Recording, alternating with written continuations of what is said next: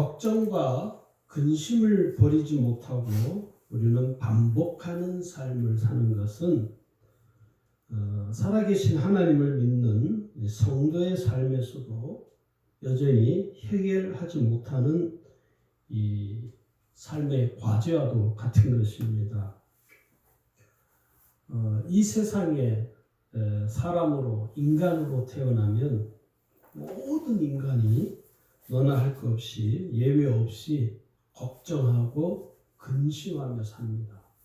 이 걱정과 근심으로부터 벗어날 수가 없다는 것입니다.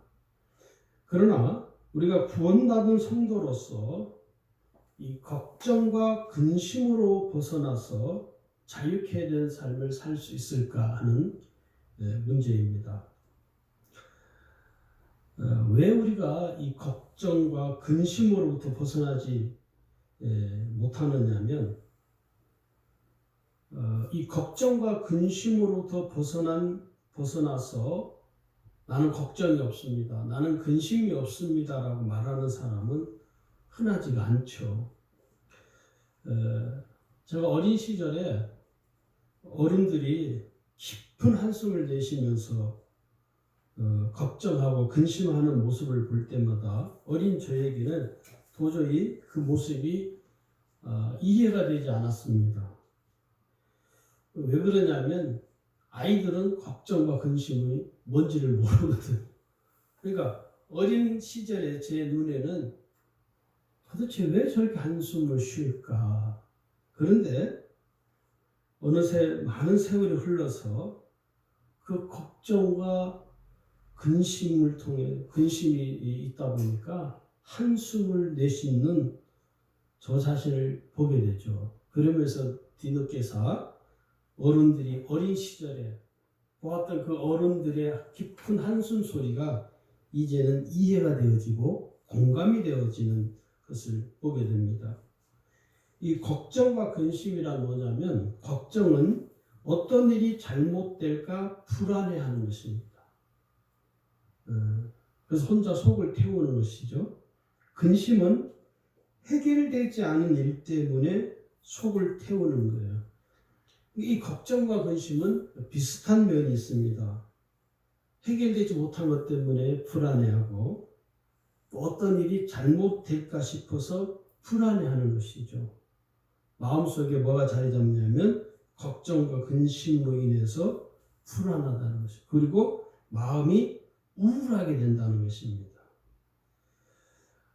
내가 걱정한다고 해서, 내가 근심한다고 해서 그 문제가 해결되는 것이 아닌데도 불구하고 우리는 이 어떤 문제 때문에 내 삶의 문제로 인해서 걱정하고 근심함으로 인해서 불안해하고 또 우울해지는 불행한 삶을 살게 된다는 것입니다. 그래서 이 걱정과 근심을 버려야 되는데 버리지 못함으로 인해서 정신건강에도 유익하지 못하고 심지어는 정신적인 스트레스에 시달리며 살아가게 된다는 것이죠. 왜 이 어른이 되면 깊은 한숨을 내쉬고 걱정하고 근심 속에 휩싸여 버릴까 하는 문제입니다. 그 이유는 첫 번째는 모든 삶의 짐을 내가 짊어지려고 하기 때문에 그렇습니다. 내가 짊어지려고 하는 것이죠. 인간에게는 각자에게 주어진 삶이 있습니다. 그 삶의 무게는 각자가 다 다르죠. 똑같을 수가 없습니다. 그래서 자기에게 주어진 그 삶의 짐을 자기가 짊어지려고 하는 때문에 이 걱정과 근심이 떠나지 않는다는 것입니다. 국제 영화라는 영화를 저는 가서 아주 감명 깊게 보았는데 가장 지금도 그 영화 중에서 가장 제 내리속에 이렇게 지워지지 않는 장면이 있는데 마지막 엔딩 장면입니다. 그 황정민 씨가 나와서 마지막 부분에서 그 일사후퇴 때 흥남부두에서 이제 배를 타면서 아버지하고 헤어지면서 아버지를 이제 그 다음에 다시는 만날 수 없는 생이별을 하게 되는 것이죠. 그 아버지를 생각하면서 깊은 한숨을 내쉬면서 이 주인공이 이렇게 대사를 해요. 아버지, 나 너무 힘들었어. 그 한마디를 내뱉으면서 한숨을 깊이 내쉬면서 나이가 이제 그 본인도 아버지의 연세가 된 그 나이에 자기 아버지를 그리워하면서 아주 눈물을 흘리는 거예요. 그걸 보면서 지금도 저는 그 장면이 참 잊혀지지가 않는 거예요. 얼마나 인생이 힘들고 고달픈지를 그 대사 한마디를 통해서 그 영화 속에서 우리의 인생을 우리가 엿볼 수 있다 하는 것이죠. 자기가 자기 짐을 짊어지는 것이죠. 그 영화 속에서도 자기 아버지가 자기한테 그런 말을 해요. 이제 너가 아버지가 돼야 되고 너가 남편이 돼야 된다. 너가 엄마를 잘 지키고 동생들을 잘 지켜야 된다. 그 말 한마디 때문에 이 영화 속의 주인공이 평생을 자기 가족들을 위해서 동생들을 위해서 희생을 하죠. 왜? 자기가 짊어져야 되기 때문에. 그래서 그 마지막에 자기 아버지를 그리워하면서 너무 힘들었다. 두 번째, 우리가 이 걱정과 근심을 버리지 못하는 이유가 뭐냐면 모든 삶을 내가 해결하려고 하기 때문입니다. 여러분 유아기 때는요, 어린 시절에는 부모의 돌봄을 받으면서 성장을 하게 되어 있죠. 그래서 그 갓 태어난 아기를 이제 부부가 엄마 아빠가 그냥 온 마음을 다해서 이렇게 양육을 하죠. 그래서 그 아기는 부모의 돌봄을 받습니다. 그런데 한 4살, 빠르면 4살, 보통 5살에서 6살쯤 되면 부모의 돌봄에서 벗어나고자 하는 시기에 들어가게 되죠. 그 시기가 뭐냐면 자기 의지가 형성이 되는 시기이죠. 그래서 그 아이들이 똑같은 말을 합니다. 내가 할 거야. 뭐 이렇게 부모가 하려고 하면 손을 팍 뿌리치면서 내가 할 거야. 모든 아이들이 그 시기에 다 우리도 그렇게 겪어왔고, 그래서 자기 자신이 자기의 삶을 주도하려고 하는 것이죠. 자신의 삶을 자기 주도적으로 이끌어 가려고 하는, 어떤 면에서 보면 이 성장하는 시기에, 발달 시기에 적절한 삶의 태도이죠. 반면에 자신의 삶의 문제를 자신이 주도적으로 해결하지 못하고 부모에게 여전히 의존하는 경우도 있습니다. 나쁘다고 표현할 수도 없죠. 문제는 부모를 너무 지나치게 의존하는 것은 좋지 않은 삶의 태도라고 한다고 그래요. 그 학습에도 자기 주도적 학습이라는 게 있습니다. 부모가 옆에서 지켜보지 않아도, 선생님이 옆에서 지켜보지 않아도 자기가 자기 스스로 공부를 하는 것이죠. 계획을 세우고 학습 계획을 세워서 목표를 세워서 자기가 자기 주도적으로 공부하는 학습을 이끌어가는 것이죠.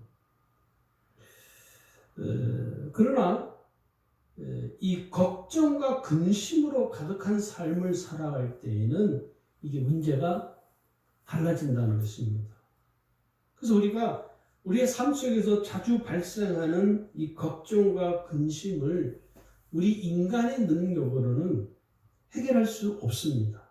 우리가 아무리 걱정하고 근심해도요, 그 걱정과 근심 자체를 우리가 해결하기는 불가능하다 하는 것을 우리가 먼저 인지를 해야 됩니다. 그래서 인간이 겪는 이 삶의 문제를 내가 걱정하고 근심한다고 해서 그 문제가 해결이 되면 되는데 해결이 더 안 되는 것이죠.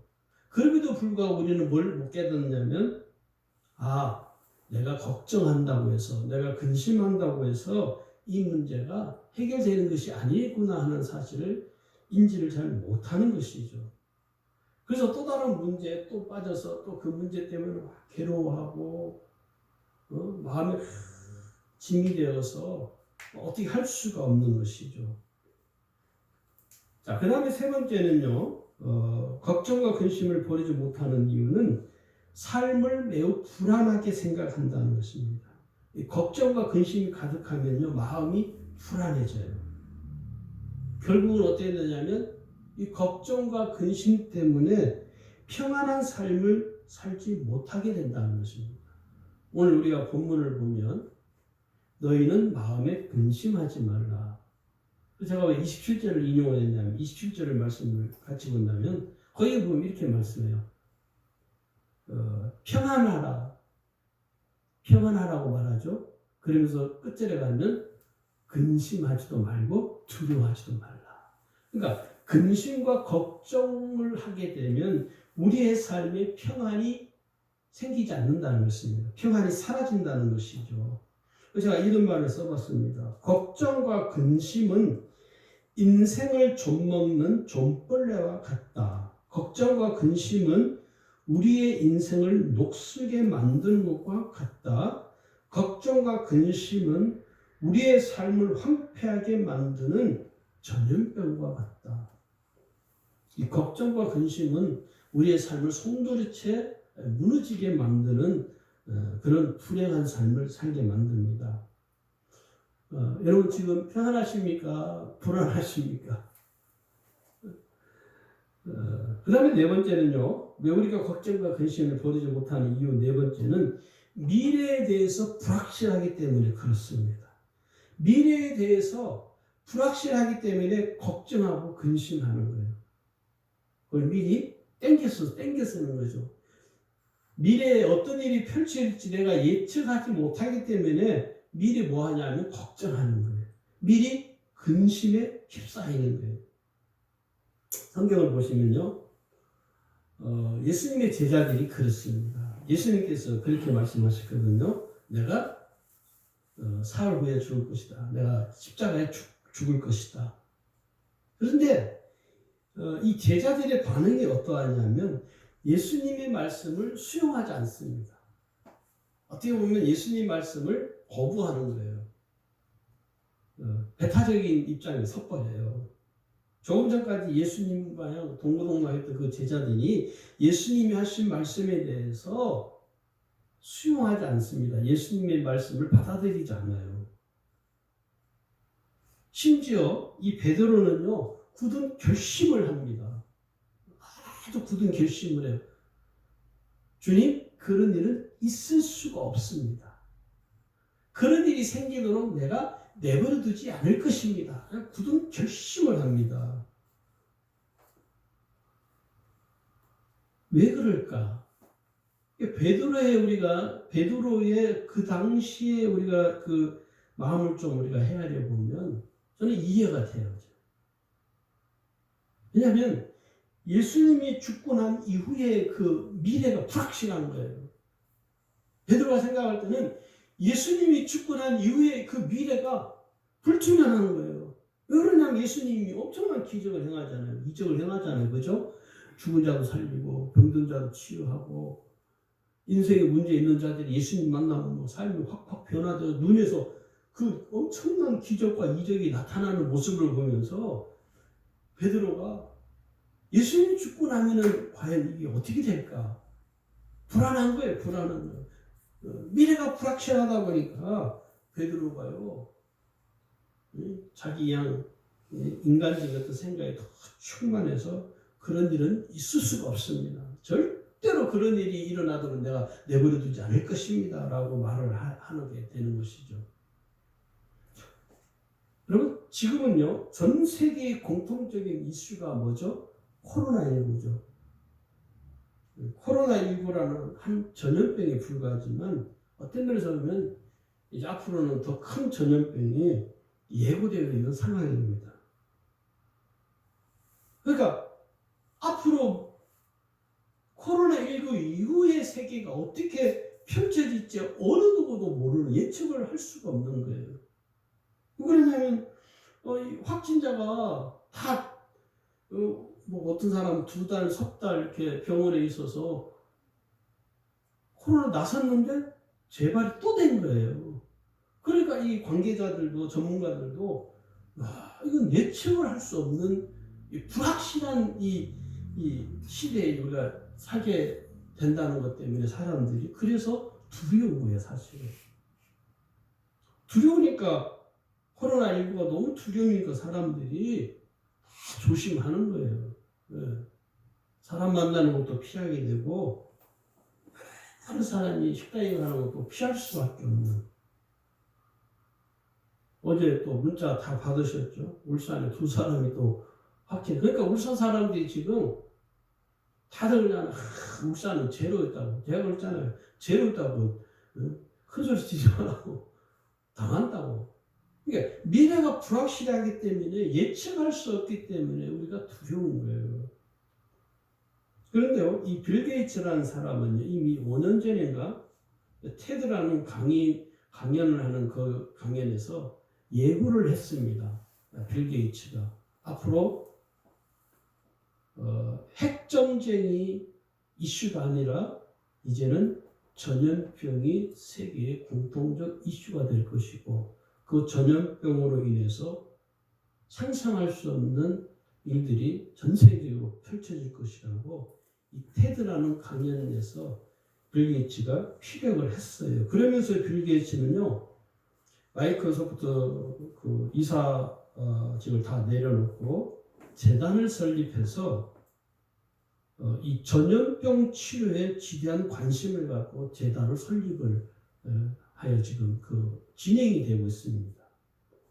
그래서 그 빌 게이츠가 하는 말이 전염병을 위해서는 자기가 모든 지원을, 왜냐하면 국가가 하지 못하는 일들을 지금 이 빌 게이츠라는 한 사람이 재단을 설립해서 전 세계적으로 이 전염병 연구에 지금 몰입하고 있습니다. 우리나라에도 KT 연구소에 이 빌 게이츠가 350억인가 지원을 했어요. 투자를 했습니다. 그러니까 모든 사람들이 지금 걱정하고 근심하는 것은 미래에 대한 불확실성. 어제 잠깐 뉴스 보니까 지금 우리나라뿐만 아니라 전 세계적으로 결혼하는 사례가 점점 줄어든대요. 이 코로나 때문에. 어떻게 될지 예측할 수 없기 때문에. 누구도 경험하지 못한 세계이죠. 우리가 지금 누가 뭐 이 세계를 경험해 봤겠습니까? 그러니까 미래에 대해서 불확실한 이 예측할 수 없는 시대를 우리가 경험해 보지 못했기 때문에 다 불안해하고 두려운 거예요. 이 코로나 때문에 많은 사람들이 우울증에 걸리는 사례가 지금 빈번하기도 하고. 잠깐 낮에 유튜브에 보니까 마스크를 안 썼는데 지하철에서 어떤 여자 한 분이 오히려 자기가 뭐 화를 내고 자기가 신고하겠다고 고소한다고 그 지하철 떠드는 그 마스크 안 쓴 그분은 그날 바로 형사 입건이었다고. 그러니까 사람들이 이게 지금 너나 나나 할 것이 예측이 안 되니까 불안하고 두렵고, 혹시 내가 이 코로나에 걸리면 어떡하지? 여러분, 코로나 걸리면요, 여러분 상상할 수 없는 고통을 겪는다는 거예요. 그래서 두려운 거예요, 사실은. 자, 오늘 우리가 왜 이 걱정과 근심을 버려야 되느냐 하면, 모든 사람들이 걱정하고 근심하며 살기 때문에 삶이 힘들고 피곤하고 지치는 거예요. 삶이 힘들고 지쳐가는 것은 내가 이 걱정과 근심으로부터 자유롭지 못하기 때문에 내 삶이 피곤한 거예요. 그리고 삶이 지치는 것입니다. 이 걱정과 근심을 왜 버려야 되느냐면, 첫 번째 이유는 걱정과 근심은 불신앙적인 생각이기 때문에 그렇습니다. 구원받은 우리는 살아계신 하나님을 믿는 믿음으로 살아가죠. 우리가 믿음으로 산다고 하면서 여전히 우리의 삶의 문제로 인해서 우리가 계속 자꾸 걱정하고 근심에 휩싸여 사는 것은요, 믿음으로 사는 삶이라고 말할 수가 없다는 것입니다. 좀 더 정확한 팩트를 이야기하자면 걱정하고 근심하며 사는 것은 신앙이 아니라 불신앙적인 생각이라는 거예요. 불신앙입니다. 불신앙. 그래서 이 걱정과 근심은요, 왜 생기느냐면 아직 일어나지 않은 일에 대해서 내 마음이 부정적인 생각을 갖는 거예요. 아직 일어나지 않은 일인데 내가 이미 미리 마음에 부정적인 생각을 딱 결론을 내려버리는 거예요. 그래서 걱정이 나오고 걱정하고 근심하는 것입니다. 그것은 불신앙이라는 것이죠. 그래서 오늘 여기 요한복음 14장 1절에 예수님이 제자들에게 하는 말씀이 뭐냐면 근심하지 마라. 내가 처소를 예배하러 가다 너희는 마음에 근심하지 말고 하나님을 믿고 나를 믿어라. 예수님께서 불신앙을 가진 불신앙적인 생각을 갖고 있는 그 제자들에게 하나님을 믿고 나를 믿어라. 주님이 말씀을 하는 것이죠. 여러분 12명의 정탐꾼 중에 여호수아 갈렙을 제외한 10명의 정탐꾼들은요. 아직 일어나지 않은 일에 대해서 미리 걱정하고 근심함으로 인해서 두려움에 사로잡힌 거예요. 이 10명의 정탐꾼들은요. 두려운 거예요. 왜? 아직 일어나지도 않은 일인데 아직 일어나지도 않은 이 일에 대해서 미리 겁을 먹어버린 것이 두려운 거예요. 그래서 이들은 공통적으로 하는 말이 우리는 절대 가나안 땅에 들어갈 수 없다. 우리는 그들의 상대가 될 수 없다. 우리는 가면 다 죽는다. 몰살당한다. 그 불신앙의 모습을 보여준 거예요. 그들은 그 불신앙의 결과가 어떻게 됐습니까? 가나안에 못 들어갔습니다. 이 걱정과 근심은 우리를 점점 불신앙적인 삶으로 우리를 내몰게 된다는 것입니다. 두 번째는요. 왜 걱정과 근심을 버려야 되느냐면 이 걱정과 근심은 신뢰할 수 없는 타락한 생각이라는 것입니다. 타락한 생각. 걱정과 근심은요. 신뢰할 수 없는 마음에서 나오는 악하고 타락한 생각. 내가 하나님을 신뢰할 수 없는 것이죠. 하나님이 내 삶의 문제도 해결하지 못한다라는 이 하나님을 신뢰할 수 없는 마음이 내 속에서 나는 거예요. 여러분 우리가 자녀들을 이렇게 보면 걱정하고 근심해요. 왜요?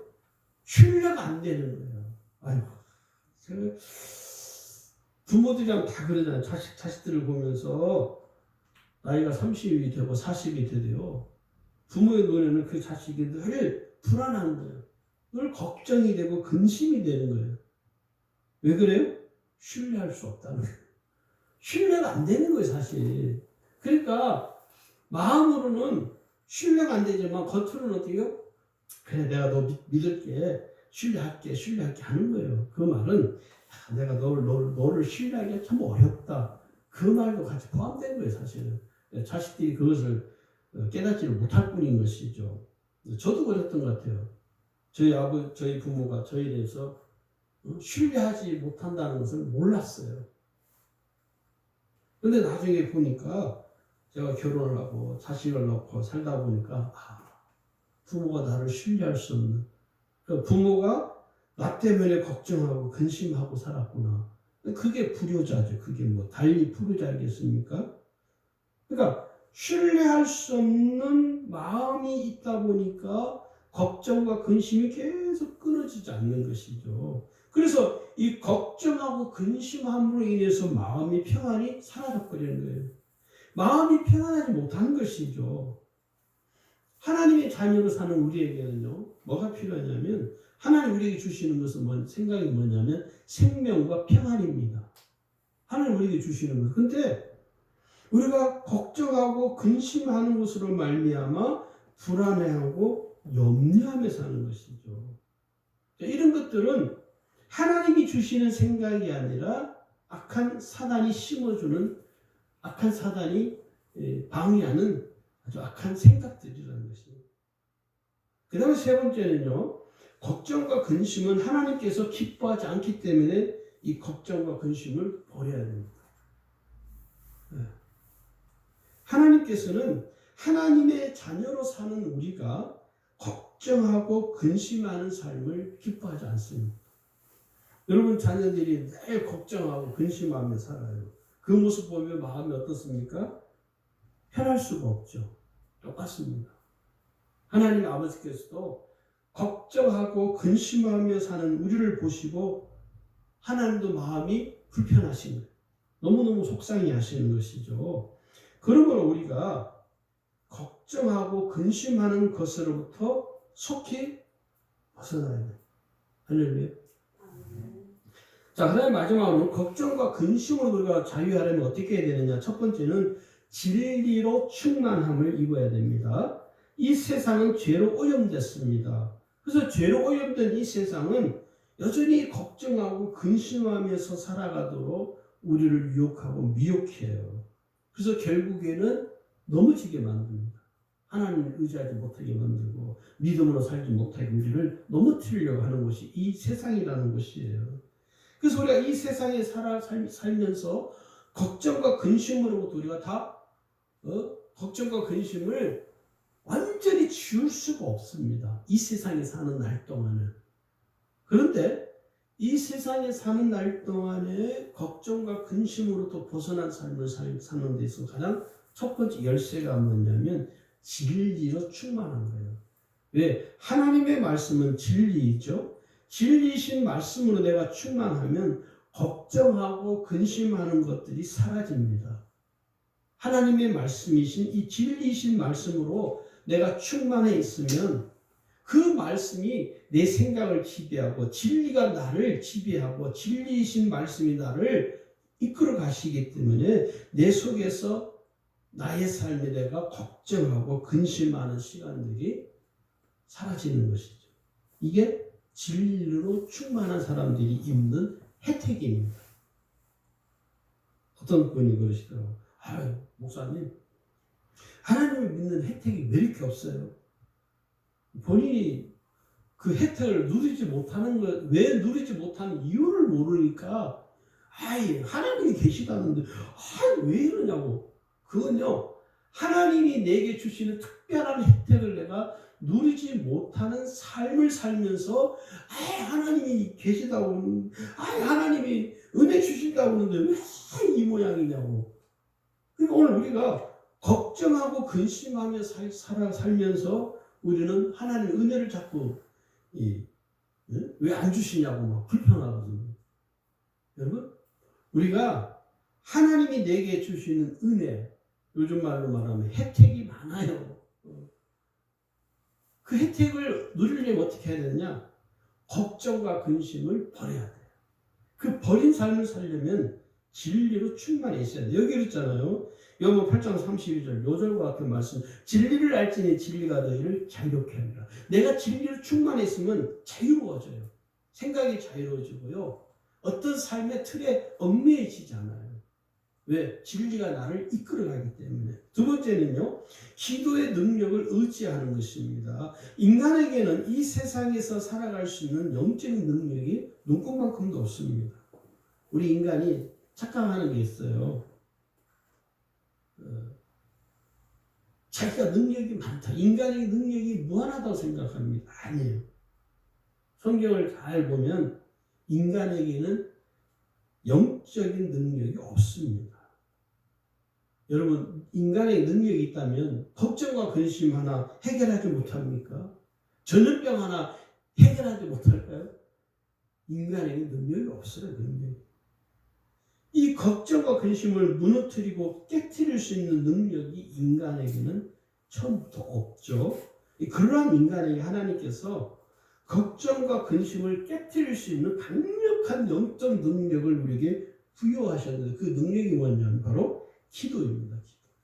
기도가 걱정과 근심을 뚫어버릴 수 있고 해결할 수 있어요. 한 방에 해결할 수 있어요. 기도는 연약한 인간에게 주시는 하나님의 특별한 혜택입니다. 그 혜택을 누리는 자는 걱정과 근심에서 벗어날 수 있고요. 그 혜택을 누리지 못하는 자는 여전히 걱정과 근심에 휩싸여서 두려움 가운데 살거나 불안해하거나 그렇게 살 수밖에 없다는 거예요. 오늘 야고보서 5장에 보면 기도에 대해서 말씀하죠. 거기 13절만 제가 볼게요. 너희 중에 고난당하는 자가 있느냐? 그는 기도할 것이요. 즐거워하는 자가 있느냐? 그는 찬송할지니라. 14절을 보면요. 너희 중에 병든 자가 있느냐? 그는 교회 장로들 청하여 청할 것이요. 그들은 주의 이름으로 기름을 바르며 그를 위하여 기도할지니라. 이 기도를 통해서 고난도 해결되고 질병도 치유되고 삶의 문제도 한 방에 해결할 수 있고 걱정과 근심도 깨트릴 수가 있다는 거예요. 그래서 이 기도의 능력을 믿는 자는요, 여러분, 정말 기도의 능력을 믿는 사람은요, 누가 기도하라고 잔소리 안 해도 기도해요. 근데 반면에 기도의 능력을 신뢰하지 않는 사람은 아무리 기도하라고 잔소리해도 기도하지 않습니다. 끔찍도 않죠. 그래서 이런 걸 보면 신앙은 분명하고 뚜렷합니다. 신앙은 분명하고 흐리멍텅하지가 않아요. 그래서 이렇게 이야기할 수 있습니다. 기도하는 자는 신실한 신앙으로 사는 자이고 기도하지 않는 자는 불신앙으로 사는 자다. 마지막으로 세 번째는요. 믿음의 말을 선포하라는 것입니다. 걱정과 근심은요. 내 생각 속에서 맴돌다가 악한 마음을 갖게 만들어요. 걱정과 근심이 지나치면요. 심지어는 성도들 중에 하나님을 믿는 믿음이 흔들려요. 하나님을 믿는 신앙이 이게 송두리째 흔들리는 경우가 많습니다. 왜요? 걱정과 근심이 생각 속에서 계속 맴돌다가 내 마음을 무너뜨려 버리는 거예요. 어떤 마음을? 하나님을 의지하는 마음, 하나님을 신뢰하는 마음을 조금조금 하나씩 무너뜨려 버려요. 그래서 이 걱정하고 근심하는 악한 생각을 제거하려면 어떻게 해야 되느냐? 믿음의 말을 적극적으로 선포해야 돼요. 선포해. 제가 테니스 칠 때 가끔 마음대로 안 될 때가 있어요. 그러면 이렇게 해요. 혼자서. Yes, I can. Yes, I can. Yes, I can. 혼자서 막 선포를 해요. 같이 치는 목사님이 아유 감사님 또 시작이네. 믿음의 말을 선포하는 것이죠. 선포. 그럼 희한해요. 또 잘 돼요. 그러니까 이게 우리가 말을 하는 대로 우리의 뇌가 움직이고 우리의 몸이 세포가 움직이게 돼 있거든요. 그러니까 내가 걱정하고 근심하는 이 악한 생각을 계속 제거하고 뿌리치려면 어떻게 해야 되냐? 믿음의 말을 나 자신에게 선포해야 돼요. 그리고 사람들 앞에 내가 믿음의 말을 선포할 수 있어야 돼요. 그러면 그 믿음의 말은 권세가 있어서 내가 하는 믿음을 하는 그 말에 대해서 하나님이 보장을 해주시고 하나님이 그 말한 대로 응답해 주십니다. 할렐루야. 이게 믿음의 선포라는 거예요. 그래서 우리가 예수의 이름으로 계속 선포하셔야 돼요. 선포하셔야 돼요. 나는 할 수 있다. 하나님 나는 나와 함께 하신다. 내게서 걱정은 사라져라. 근심하게 한 모든 것들은 다 사라질지어다. 우리가 예수 이름으로 선포하고 명령하면요. 그 믿음이 결국은 나로 하여금 내가 말하는 대로 어떤 효과, 어떤 결과를 만들게 된다는 것입니다. 불신자들은 믿음과 아무 상관없이 살죠. 우리는 어떤 사람들입니까? 우리는 믿음과 상관이 있습니다. 우리는 믿음으로 사는 사람들이죠. 믿음이 없이는 살 수가 없죠. 오늘 말씀을 통해서 이 걱정과 근심으로부터 우리가 온전히 벗어나 자유롭게 된 삶, 은혜 충만한 삶을, 평안이 충만한 삶을 살아가시기를 주 이름으로 축원합니다.